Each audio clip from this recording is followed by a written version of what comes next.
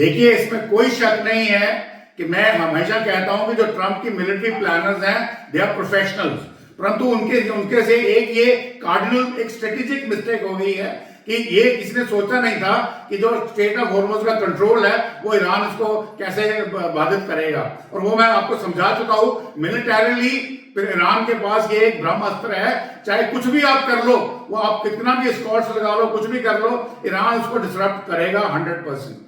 बाकी दूसरा सवाल आपका कि अगर ये होता है तो दुनिया भर की जो इकोनॉमिक्स है वो खराब हो जाएगी। मैं आपको ये बोल रहा हूं कि ये नहीं हो सकता।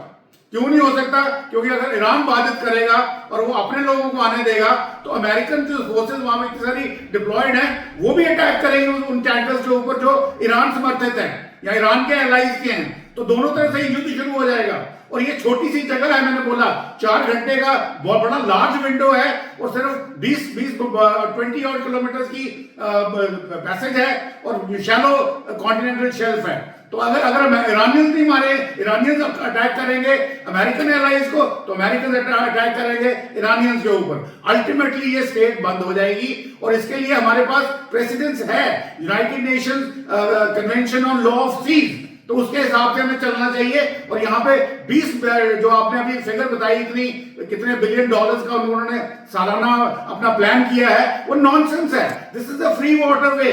ये कोई पनामा कैनाल थोड़ी है जो अपने तरफ से पैसा खर्च करके इन्वेस्टमेंट करके बनाई है, या सुएज कैनाल थोड़ी है जो इन्वेस्टमेंट करके बनाई है। तो ये अलाउ करना बिल्कुल मतलब ही कोई नहीं है और होगा भी नहीं। दूसरी बात रही बाब मंडप की, हूतीज वहां पे इंटरडिक्ट कर सकते हैं, परंतु इंटरडिक्शन में सबसे ज्यादा नुकसान किसका होगा? सबसे पहले नुकसान हो रहा है यूएई का और सऊदी अरेबिया का।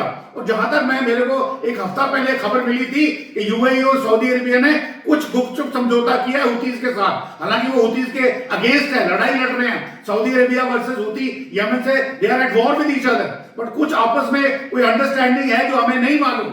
तो मुझे नहीं लगता कि यहाँ पे हूती इस वक्त ईरानियन, हालांकि वो ईरानियन इन्फ्लुएंस ग्रुप है, ईरानियन पेड ग्रुप है, ईरानियन सपोर्टेड ग्रुप है, पर वो ये यहाँ पे कहते हैं पैतरा बदल लिया या पाला बदल लिया, कुछ ऐसी बात नजर आ रही है। और ये एक स्ट्रेटेजिक लेवल पे ये संभव भी है, तो ये वो करने की पूरी कोशिश करेंगे। और अगर हूतीज भी वहां पे कुछ ऐसा ही करते हैं जैसा ईरान कर रहा है, तो वहां भी यही सिचुएशन आएगी। अगर ईरान के एलाइज को जाने दिया जाएगा और अमेरिकन एलाइज को रोका जाएगा, तो वो फोर्सेस डिप्लॉयड है, 3 कैरियर ग्रुप्स हैं, कम से कम 15,000 सैनिक हैं, पता नहीं 17 अड्डे हैं, डिगो गार्सिया पास है, गुआम आइलैंड जो वेस्टर्न पैसिफिक में है उसको भी टच नहीं किया है, तो कहां जाओगे?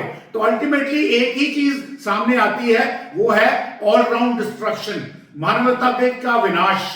और सबके लिए होगा, रोड एंड ब्लॉक सबके लिए होगा। तो ये है इसका अल्टीमेटली आने का। तो इस चीज को अलाउ करने की कोई तुक ही नहीं बनती। Please like and subscribe.